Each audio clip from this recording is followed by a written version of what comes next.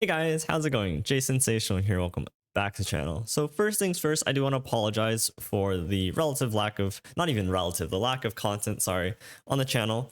I put out a post one is probably about a week ago, just saying that I was not super happy with the kind of decks out there. While there was like a ton of variety and stuff like that, a lot of the cool decks that I wanted to like play and do stuff, or at least I think were like good and worth showcasing, were definitely more geared towards either being a Vayne plus X deck or like a Seraphine plus X deck, and that really wasn't the kind of content that I wanted to be like creating on the channel too much. And so I took a little bit break, but I still have been playing a decent amount of LOR just on stream over on my Twitch channel. So feel free to go over there and drop a follow if you guys are not already. But in today's video, I wanted to gear it a little bit more discussion, to be a little bit more discussion based, especially because this is what I think is a very relevant topic, as everybody is approaching the newest champion, Seraphine. I don't think I need to cover what Seraphine does in particular, but this is going to be a video, less video about Seraphine herself and like what she does, but more about the idea of RNG in this game. And when it comes to Seraphine, she is one of these issues where she creates a random new 2-cost spell in hand. And this has always been, or the idea of RNG has always been a topic that I think is relatively controversial within Legends of Runeterra, because a lot of people came to Legends of Runeterra because it was a card game that actually had relatively little RNG. And as we've seen in recent expansions, there have been cards that are pushing the boundaries as to what we might consider acceptable as what comes to RNG. So today's video, I wanted to discuss this idea about what kind of RNG I'm okay with, and what RNG I'm not okay with, and I feel like is steering the game in a worse direction than I think it could be. And I think this would make just very good and easy sense if we kind of just go in some chronological order, because I think that the game at the very beginning had relatively little RNG, and then as we got new cards added to the game, there have been more elements of RNG added along. So let's start with the very first part, and I'll try to like be as concise as I can with how I name them and things like that. But let's talk about the very first one, and this is what I would call like a very controlled element of RNG. And what I mean by this is like Make It Rain, where let's see, randomly.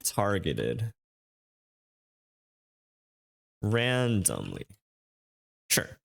And this is what I think is actually a very, very healthy sort of RNG in the game. Cards like Make It Rain have always been random as far as things go, because Make It Rain cast deals 1 damage to 3 different targeted enemies or the enemy nexus. And what I mean by controlled element of RNG is that but you as the player as well as the opponent can actively play around this kind of RNG. Like you can hold this card until there are only 3 targets, and so Make It Rain will ping every target once. And in a sense, that just makes a RNG card completely not RNG, because you're able to set up a board state to make this card as certain as you want it to.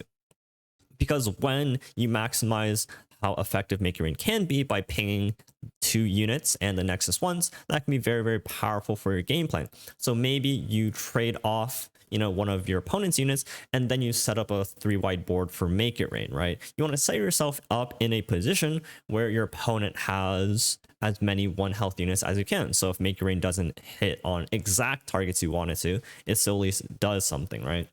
And same way from your opponent, even though this is completely random as far as things go, maybe you just don't block your units down to that 1 health threshold. Maybe you just take your extra time to develop to make sure that you're playing around a card like Make It Rain when you need to.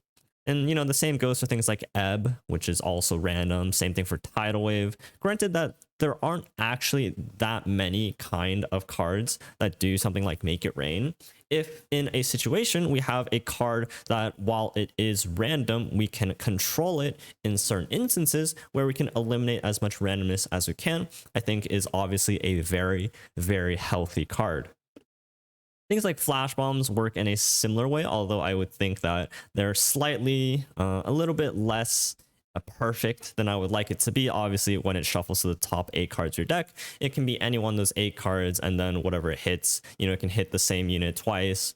It can like hit 1 unit and everything like that. And there's just definitely a lot less ways of controlling it, but still ways that you can set up board states. You pre-commit the peacemaker so that you leave a unit at 1 health so that there's higher chance of flash bombs finishing it off.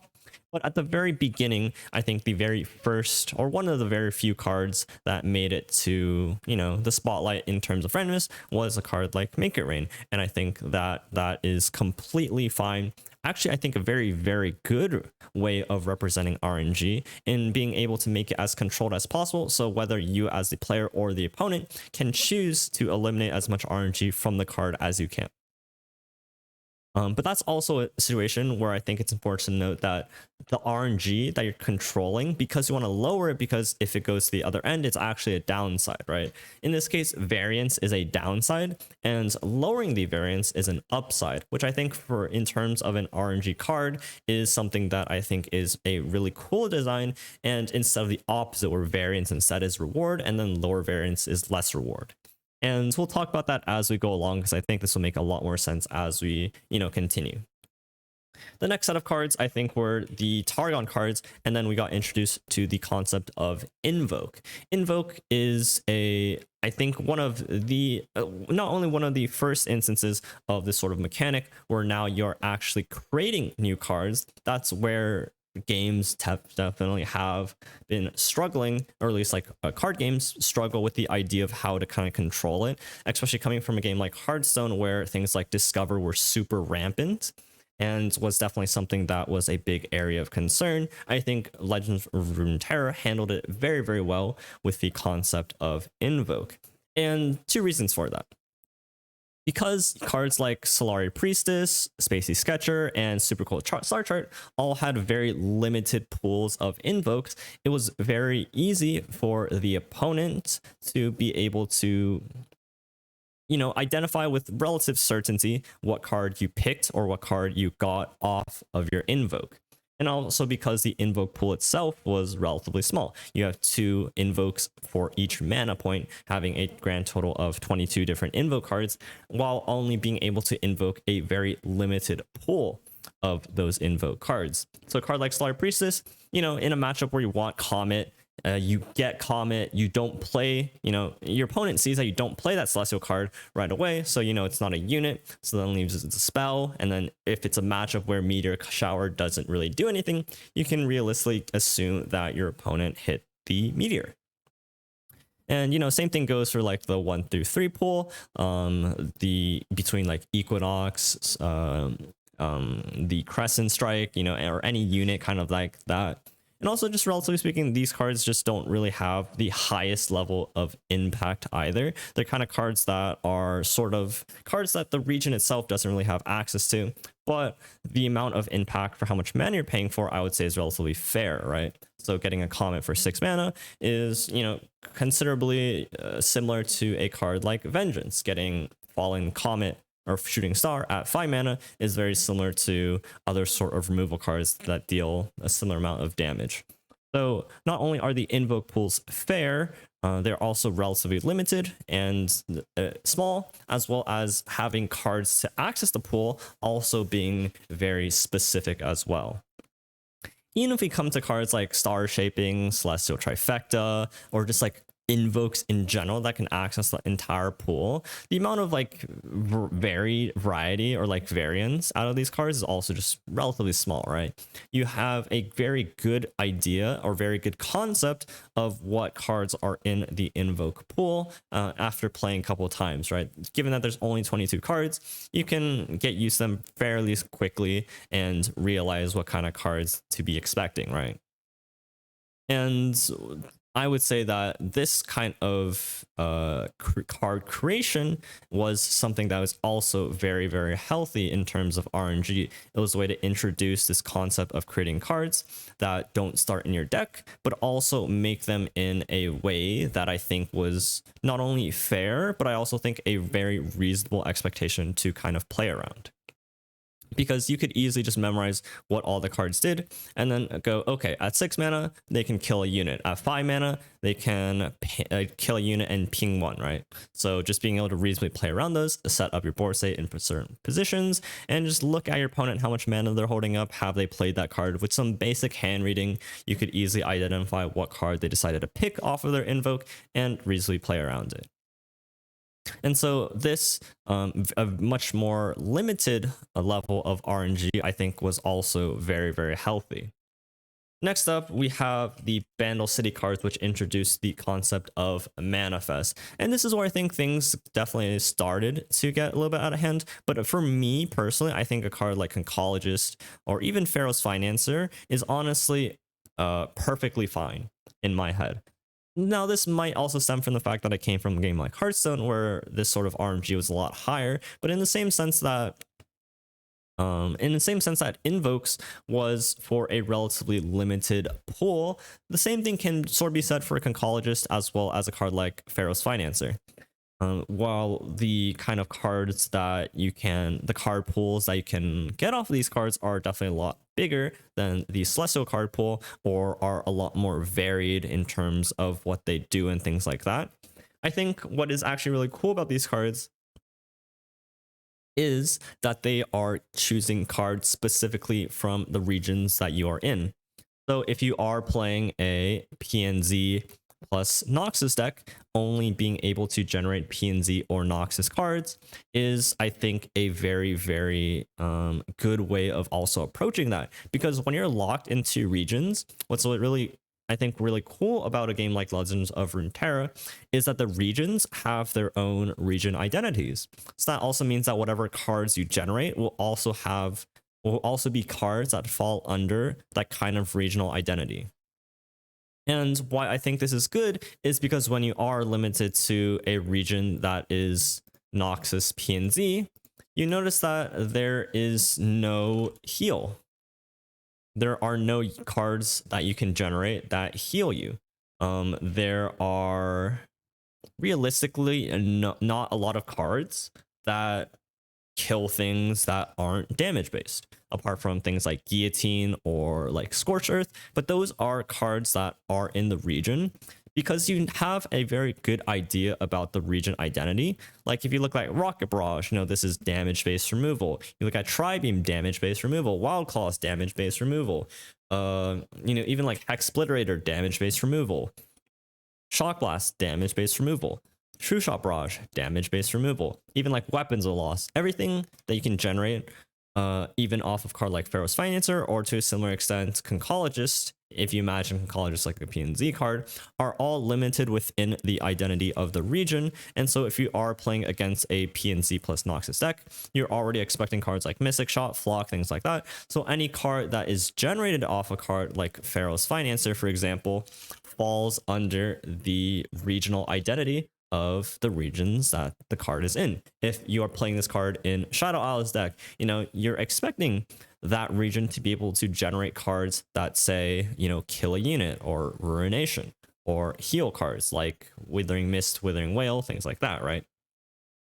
And because I think that as a more experienced player with a good idea and concept of this sort of regional identity stuff, it's a lot, less, I think it's a lot less bad feeling to be playing against these cards, even though they are randomly generated. Even if they hit like a 4th copy of like Vengeance, you're like, ugh. But like that's kind of what you're expecting, right? You're kind of expecting if they play this card, they're either going to hit some like damage-based removal card, or they're going to hit some like big single unit sort of removal by itself. And that's why I think cards like even like Conchologist are okay, even though again they might not be cards that are originally in your opponent's deck, or they might generate extra copies of very strong cards that are in your opponent's deck. They can't really break the boundaries of what your opponent's deck does. So if your opponent is playing, again, if your opponent is playing Bandle City Swain, the kind of cards that you are expecting to play around in your opponent's deck are also the kind of cards that you can expect to play around when they generate it off of a card like Conchologist. And so in that sense, I think that even though you get a much higher level of variance off a card like Conchologist, it's still is within the confines of what the deck is doing and is just generating extra value towards what the deck is doing good in. So obviously Concologist is a very strong card just based off of simply what the card does. But in terms of RNG when it comes to this game, I think even a card like Concologist, I would recognize as an actually a really, really cool concept of approaching manifestation and card creation. Now, here's where we get to like the more fun part, and this is the opposite side of the same argument, which is Loping Telescope. And this, I think, is definitely the first card to me that really broke the rules, the confinements, the boundaries of decks. And simply because that this card allows you to manifest a Celestial. The Celestial obviously is less important, but a random epic or multi-region follower. And this is epic card for that matter. And because epic cards can be from any epic card, it can be from any region, that's when things start to begin breaking. Because now, not only is the pool of cards a lot wider, so, you know, you're including epics from every region. If that was only 2 regions, maybe that's like 10 cards, but now like every region, now that's like 100 cards. It becomes a lot less reasonable of a card that you can play around. And not only that, the most important part is that it does start to break what the deck does. And a good example of this is, again, going back to the PNZ Noxus deck, right? Now, granted, you can't... Let's not do that just because you can't actually play... Well, you can't play... Okay, let's just do Bandle City PNZ, right? So let's say you're playing Bandle City PNZ, and you play a... what's it called? A Telescope. Again, in these regions, if you think about the regional identity, again, it's all just damage-based removal apart from specifically like mini-morph. You have some stuns in the form of like Event Horizon or like the 3-mana spell. I don't know why I'm blanking on names of spells. Wallop. But again, a lot of more damage-based removal, generally units that are smaller, that don't really have very board impacting kind of effects. And again, you have an idea of what these 2 regions entail and what kind of cards and what kind of effects that the cards within the regions do. But now once you play Loping Telescope, you get access to any cards from any regions. Granted, they're either epic or like a follower of multi-region. But let's say you hit a card like... Now let's say you hit a card like Judgment, for example. Just a random example. Judgment is kind of an effect that you cannot find in a Bandle City plus PNZ deck. This kind of effect where it can strike all battling allies is not something that inherently exists in PNZ or Bandle City. Granted, PNZ or Bandle City does actually have a strike spell or 2, but in PNZ they don't have any strike spells. A better example would be Ruination, right? This is a classic example where a deck that has no board-based removal can now generate board-based removal. Like if you're a PNZ plus Bandle City deck, a lot of your removal is either single target or damage based, right? So if your opponent just builds a very tall and very wide board as a PNZ Bandle City deck, you really have no way of interacting with it. But if you're able to generate Ruination off of Loping Telescope, all of a sudden you do have an answer to something that originally you shouldn't have an answer to. And I think that is the core aspect of what I think unfun... I'm going to be a little bit careful with my words here. What unfun RNG does to the game. I think cards that inherently can break what the deck wants to be doing or what the deck is expected to do can just swing things around in a bad way. And I think this is where we get to the most recent cards being Seraphine, and to a lesser effect, or to an equal effect, Fluttering Song Spinner, where let's just do new to cost.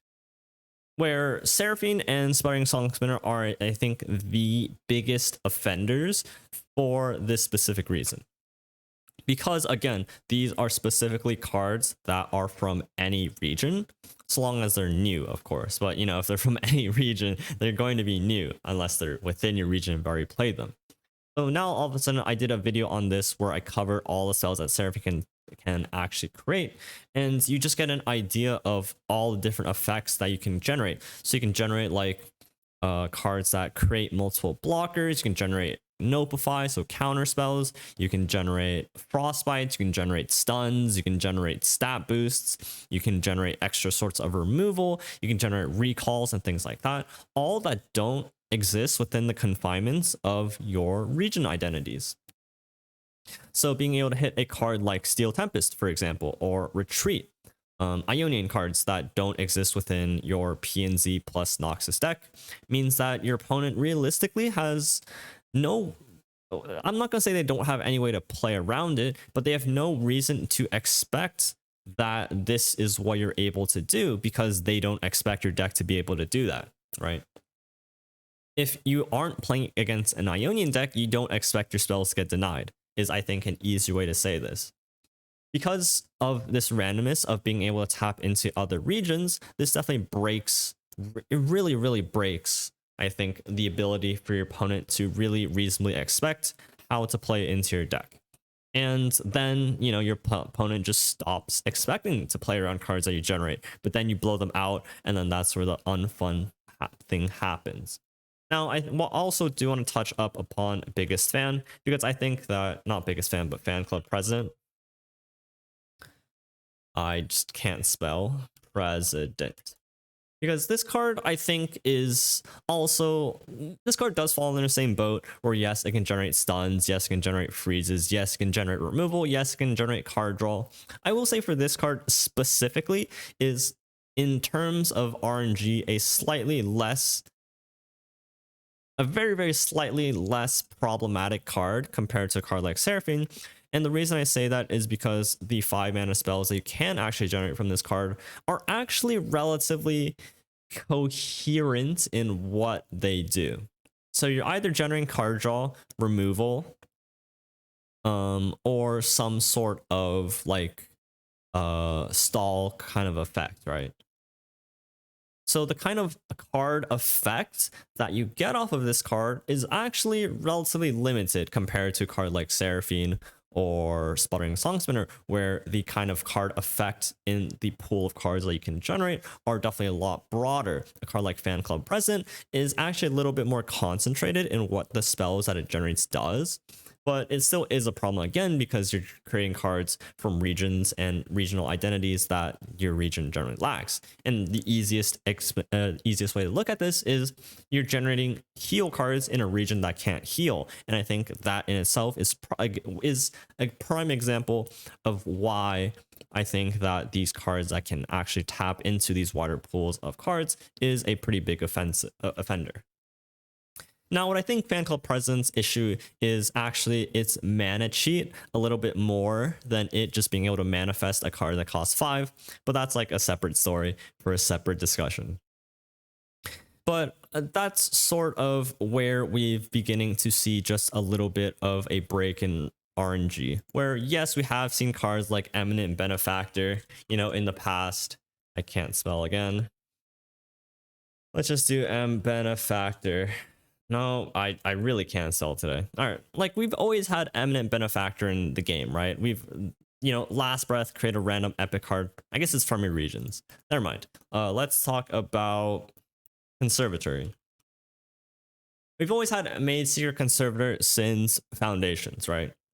Last Breath, create a card and create a random 6+ spell from a region other than Demacia. We've had this card in the game forever. But the reason why people don't complain about it is because the card sucks. So this is like the trade-off, right? If you want to have a very high level of RNG, you need to create cards that, you know, aren't actually that good, right? Like if this card was like a 2/1, all of a sudden you know, maybe you're playing this card in like virtually any sort of like mid-range slash unit focused combat Demacia deck and just generating extra value, and then all of a sudden it becomes like a rampant problem because now people are ripping, you know, their vengeances, right, in their Demacia deck, for example. You have to balance this fact that, you know, if you want a card to be more random, it has to have a trade-off of being less good, right? And obviously with cards like Seraphine and Southern Song Spinner, we don't see that trade-off. You got to play a pretty premium stat line unit like Seraphine, get what I would actually consider a game-breaking effect in just generating a, and when I mean that, I specifically mean, you know, her ability to create a random card on top of everything else, right? And then same for Song Spinner. Song Spinner wouldn't really be as big of a problem if Seraphine didn't exist because they just synergize so perfectly well with each other. But again, in the same veins where the level of RNG is definitely through the roof because they break the regional boundaries of the game. And that's pretty much my spiel. That's like a little look into RNG within this game. Granted, there are things like Nora. I will say that, yeah, I don't really like Nora in her design. You know, portals overall and like flash bombs, these levels of RNG are also, for me, a little bit eh. Not that they're like super problematic or like unfun to play against, although it can be in certain aspects. But in terms of the sort of RNG that I would like to see us steer away from is definitely the ones that can break the boundaries of the game. I will say that a card like Seraphine, you know, it's fun. It is really fun to play. It is really fun to create the perfect answers in your hands off of a Seraphine, off of a card like Song Spinner. It is really fun to play cards that are from other regions that aren't in your deck because you get to see these really cool interactions when you double cast certain cards, right? When you get to synergize other region cards with cards from your deck. It's really cool to kind of get this mix. But I think in terms of being fun and fair to play against, it definitely does push the boundaries a little bit. So just a quick summary. At the very beginning, a controlled level of RNG, a level of RNG that you can control, where you or your opponent can play against, set up board situations where you can minimize RNG and where minimizing RNG can be a upside for the person playing it. I think that, like Make It Rain, is a very, very healthy aspect of RNG. Card creation, even cards like Invokes and Manifest to a certain degree, when they have a very limited card pool that they can choose from, where you can realistically play around and identify what card your opponent got, or if they are able to create cards that fall under what the region does. If your region does have healing, you can't generate healing cards. It should be relatively simple as that. And then we have the final cards, the ones that just really break the borders of the game, cards that can generate cards from any region, and that's where things I think definitely start to begin to get problematic. Now, the issue with cards like Seraphine is if they were only locked within the regions, then a card like Seraphine definitely does lose a lot of potential just because now you have a very, very limited card pool, and a card like Seraphine does rely on new cards, right? So if you're only generating cards within your regions and you're already playing cards within your regions, then you're kind of diminishing and double dipping, right? And if you go to specifically 5-cost spells within 2 regions, let's say you're in PNZ Demacia, all of a sudden you have 8 cards, right? And then if you're choosing 3 of the 8, you do get a level of consistency that I think is potentially bad as well, because you don't want to be generating powerful cards at a very consistent rate. I think that is also an aspect of lower RNG that is probably a little bit less talked about, but also potentially an issue. And this is specifically related to Fan Club President. But that's just my short/long spiel discussion of RNG within this game. I've outlined what I think are good cards and where cards I think are steering towards being in a less good design, obviously with the focus of Seraphine being into Legends of Runeterra. But let me guys know what you guys think. If you guys dislike Conchologist, I understand, but hopefully the points that I made make sense. But that's going to be it for this video. Tomorrow I will put out one more video if you guys have tuned into my streams and are also tuning into the League of Legends Worlds that should be happening this Saturday. I've been recreating some of League's favorite bot lane duos that have been showcased in Worlds 2022 in Runeterra. And so tomorrow's video will be a little bit of a showcase on just some of the fun decks that I have managed to try out. But I appreciate everyone who has tuned into this video. I know I've been a little bit less active on YouTube, so I appreciate anyone who is still sticking around and supporting the channel. But I appreciate you guys, and I'll see you guys next time. Peace out, guys.